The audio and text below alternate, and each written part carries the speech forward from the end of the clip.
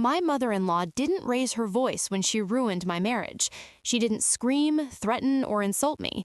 She smiled, and for a long time, everyone thought that smile meant kindness.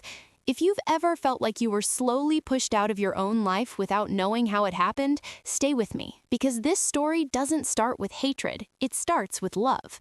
Before I go any further, if stories about marriage, family pressure, and silent control feel familiar to you, make sure you're subscribed, because what happened to me happens to more people than anyone wants to admit. When I married Daniel, I truly believed I was lucky. He was calm, gentle, and deeply attached to his family, especially his mother. She welcomed me with open arms, hugged me tightly, and called me her daughter in front of everyone. Friends told me I had hit the jackpot with such a loving mother-in-law, and I wanted to believe them. I told myself that every warm smile was genuine, every kind word sincere. In the beginning, nothing felt wrong. We had dinners together, family gatherings, long conversations where she talked about how much she loved her son and how happy she was that he had found me. I thought I was entering a family, not a system. What I didn't notice back then was how often she spoke for Daniel, how she answered questions meant for him, how she subtly corrected me with laughter instead of words. It felt harmless, almost loving, and that's how it starts. Not with pain, but with comfort.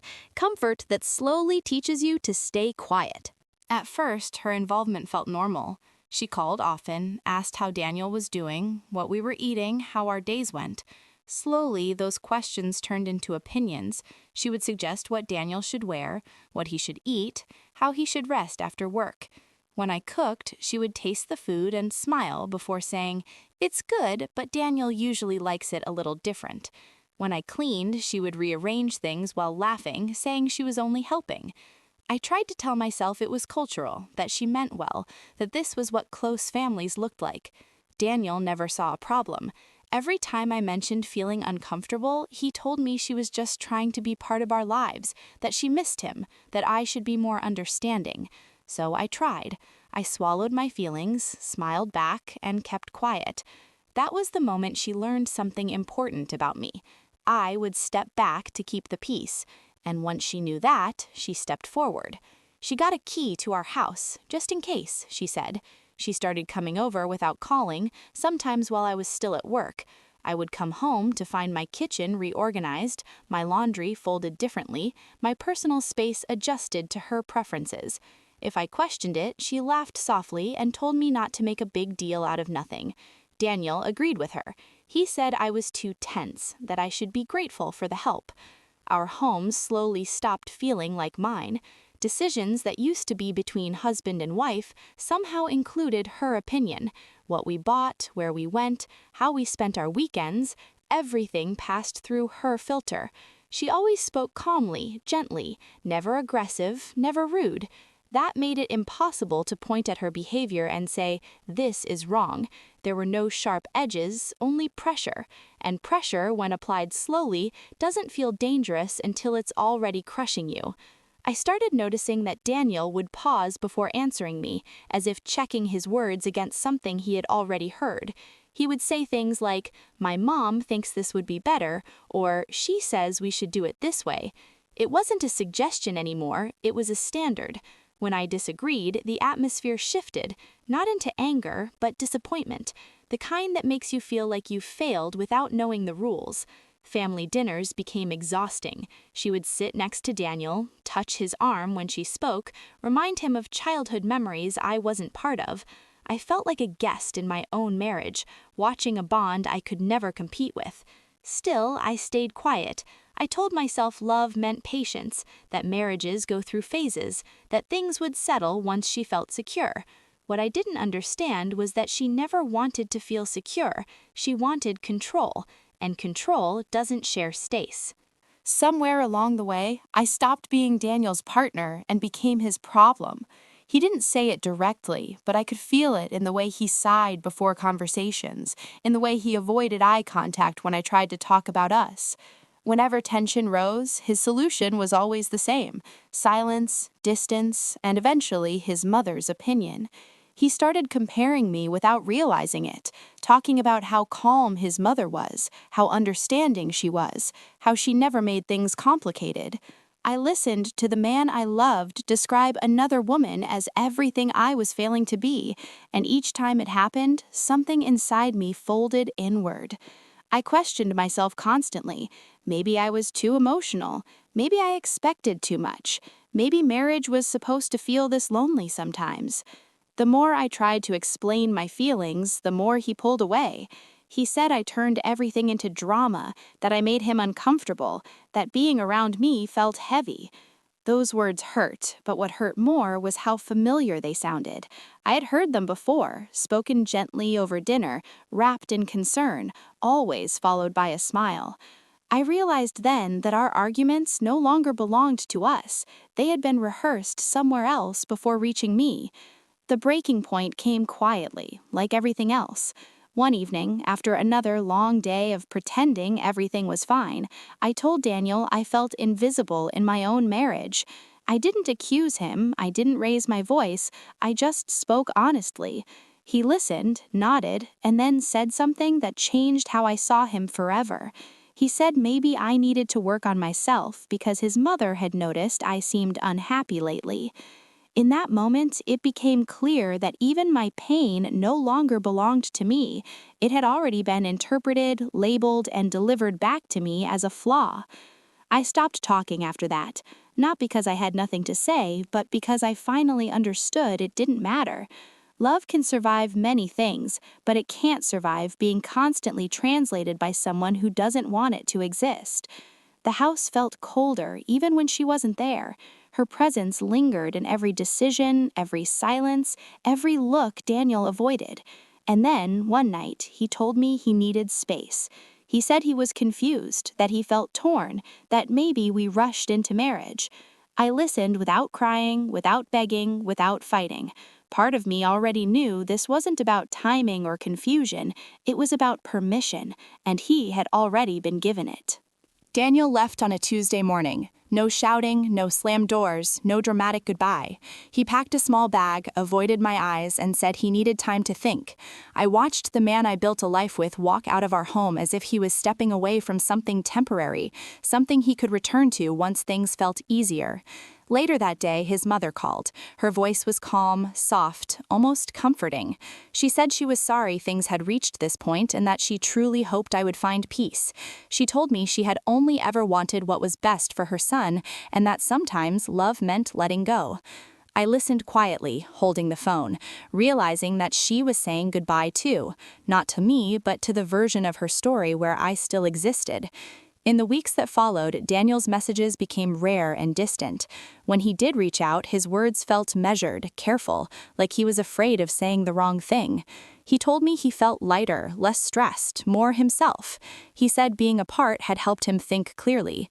I didn't argue. I had already started noticing something else. The phrases he used, the way he described our marriage, even the way he explained our problems, none of it sounded original. It all sounded borrowed. One night, unable to sleep, I went through old messages, conversations I had ignored when I was trying so hard to believe everything was normal. That's when I saw it clearly. A message from her to Daniel, sent months earlier, during one of our worst arguments. She had written that I was unstable, that I confused him, that she feared I would ruin his peace if he didn't protect himself. She ended the message by saying she was only speaking as a mother who loved him. Reading it didn't make me cry, it made everything finally make sense. The confusion, the distance, the way my feelings had slowly been turned into flaws. I wasn't losing my marriage because I failed, I was losing it because it had been quietly redirected. When Daniel and I met one last time to talk, he looked tired, worn down, like someone who had been holding tension for too long. I asked him a simple question. I asked if he believed I ever wanted to hurt him. He hesitated before answering. That pause was louder than any argument we had ever had. I knew then that even if he chose me, it would never be fully his choice. It would always need approval. Months later, someone sent me a photo. Daniel and his mother standing together in her living room, her hand resting proudly on his arm, both of them smiling, the same smile she had worn from the beginning. Seeing it didn't break me, it freed me, because for the first time I understood that my marriage hadn't ended because I wasn't enough. It ended because there was never room for me. She didn't destroy my marriage with cruelty or force, she destroyed it with patience, control, and a smile everyone trusted. Walking away wasn't losing, staying would have been, and choosing myself was the first decision I made that no one else could rewrite. After Daniel left, the silence became louder than any argument we had ever had. The house felt too big, every room echoing with routines that no longer existed. Mornings were the hardest. I would wake up out of habit, expecting to hear his footsteps, expecting the sound of coffee brewing, only to remember that I was alone now. Friends reached out, offering comfort, asking what went wrong, and every time I tried to explain, the words felt too small. How do you explain losing a marriage without a single clear villain? How do you describe being pushed out slowly, politely, until there's no place left for you to stand? Some people suggested counseling, others said time apart was healthy, a few quietly hinted that maybe I should have tried harder. I learned quickly who listened and who judged, and through all of it, his mother remained invisible but present. She never contacted me again directly, but I felt her influence everywhere. Family members who once welcomed me warmly stopped calling. Invitations disappeared. Conversations changed tone. I heard through mutual acquaintances that she was worried about Daniel, that she feared the marriage had been too stressful for him, that she always knew I was sensitive. The story was already written, and I wasn't the one holding the pen. I began replaying moments from the past, memories I had dismissed at the time. The first time she corrected me in front of others. The first time Daniel repeated her words instead of his own. The first time I apologized for something I didn't understand. Each memory returned sharper, clearer, finally free from doubt. I wasn't imagining things, I had been outnumbered. What hurt most wasn't that she spoke badly of me, it was how easily people believed her. She didn't need lies, she only needed concern. Concern wrapped in love is powerful. It sounds reasonable, it sounds protective, it sounds like truth. And while I was learning how to live alone again, she was making sure no one questioned why I was gone. Daniel stopped responding altogether after a while. When he did, it was short, polite, distant. He thanked me for understanding. He said he hoped I was doing well. The man who once promised forever now spoke to me like a memory he was trying to store away neatly. And still, part of me waited, not for him to come back, but for someone to finally ask the right question. No one did.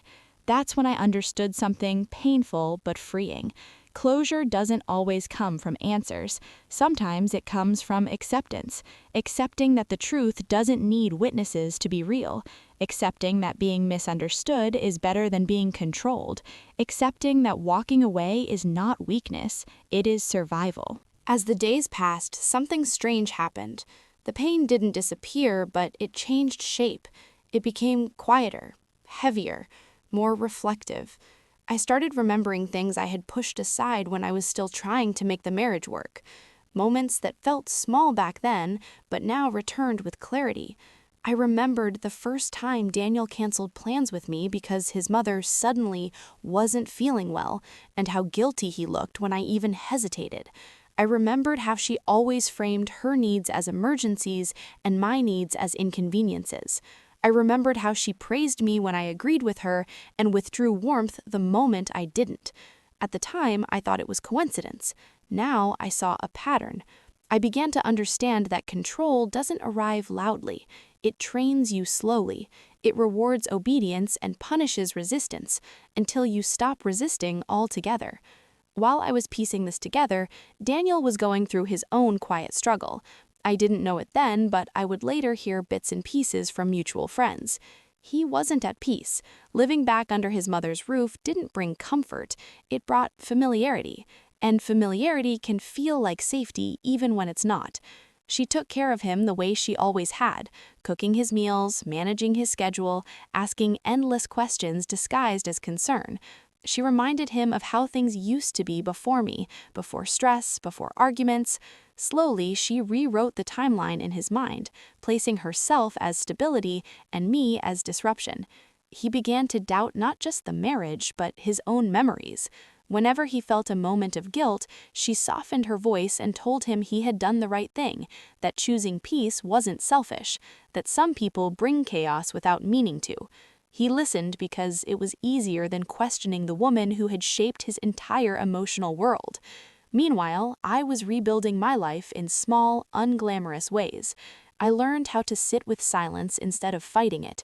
I learned that loneliness feels different when you're no longer trying to explain yourself to someone who doesn't want to understand.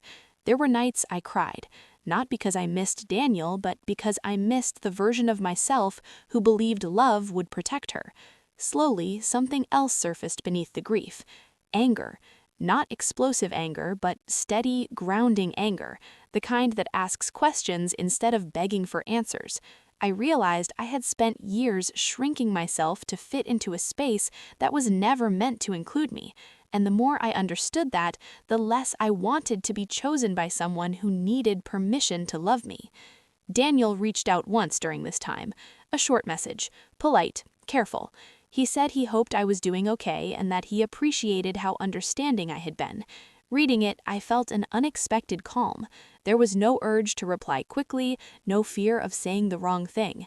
I finally saw the truth beneath his words.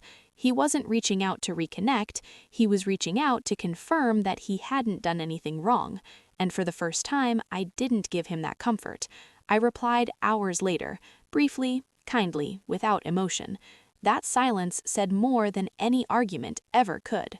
The first real shift didn't come from a confrontation, it came from an invitation. Daniel's mother reached out to a mutual relative and let it be known that she wanted peace, that she hated conflict, that she hoped everyone could move forward without resentment. The message reached me indirectly, wrapped in concern and good intentions, just like everything else she ever did. People began to suggest that maybe we should all sit down and talk, that misunderstandings happen, that no one is perfect. I recognized the pattern immediately. This wasn't an attempt to heal, it was an attempt to reset the narrative before it slipped out of her control. A conversation, on her terms, would mean polite smiles, careful words, and another opportunity for her to appear calm while I looked emotional. I declined. Not angrily, not dramatically, I simply said I wasn't ready. That answer unsettled her more than any accusation ever could, because for the first time, she didn't get access to my reactions. I later learned that she had been asking Daniel questions, subtle ones, about what I might say if we talked, whether I was still upset, whether I blamed her. He told her I had been quiet, distant, respectful. That worried her. Silence, when she couldn't shape it, became a threat. She began reminding Daniel of sacrifices she had made, of years she had dedicated to him, of how painful it would be to be misunderstood after everything she had done. She never told him what to think. She didn't have to. Guilt did the work for her. At the same time, I was finally doing something I hadn't done in years. I was trusting my own memory. I replayed events, not to torture myself, but to understand them. I noticed how often I had adjusted my behavior to avoid discomfort, how often I had apologized just to end tension, how often I had been praised for being easy and punished for being honest. I understood then that love, in that environment, was conditional. You were loved as long as you didn't challenge the system.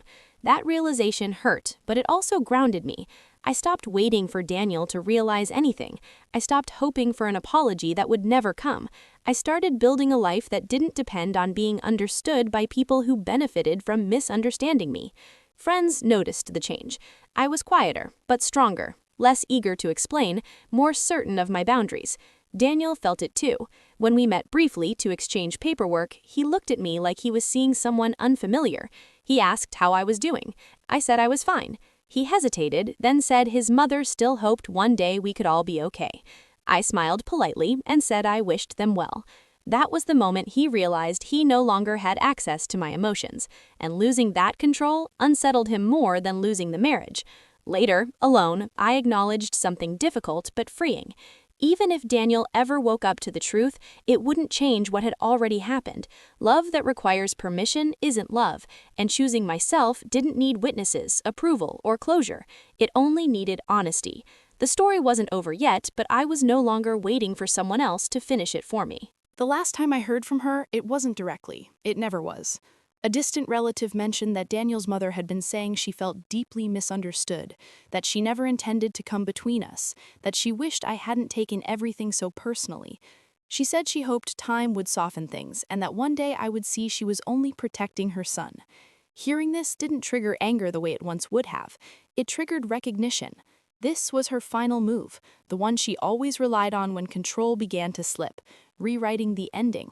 In her version, there were no victims, only misunderstandings, no manipulation, only love, and no responsibility, only sadness. Daniel reached out shortly after. This time he asked if we could talk properly, just the two of us. Not to fix things, he said, but to clear the air. We met in a quiet place, neutral ground. He looked nervous, uncertain, like someone standing between two worlds without fully belonging to either. He told me he had been thinking a lot, that living back with his mother felt safe but suffocating, that sometimes he wondered if he had given up too easily.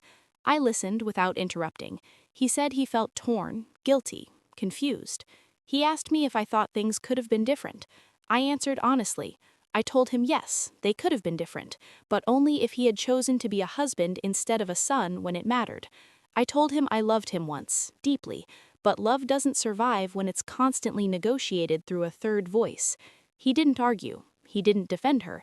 He just sat there, quiet, absorbing words he had avoided for years. For a moment, I saw it in his eyes, a flicker of understanding. But understanding came too late. Awareness without action changes nothing. He asked me what I wanted now. I told him the truth. I wanted peace. Not the kind that comes from silence and avoidance, but the kind that comes from no longer doubting my own reality. I told him I didn't hate his mother, but I no longer accepted her presence in my life in any form. And I told him something else, something that surprised even me. I said that even if he ever fully understood what happened, even if he one day named it for what it wouldn't bring us back together, because I had already rebuilt myself in the space where I used to wait.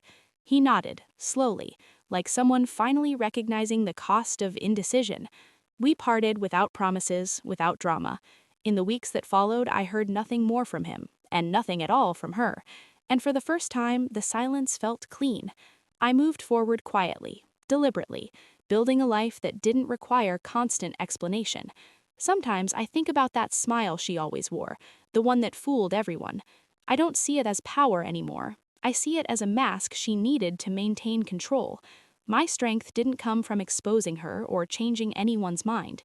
It came from refusing to play my assigned role. She may believe she won. She may tell her version forever. But I know the truth. My marriage didn't end because I was weak, difficult, or unlovable. It ended because there was no room for me to exist fully. And walking away wasn't failure. It was the moment I stopped disappearing.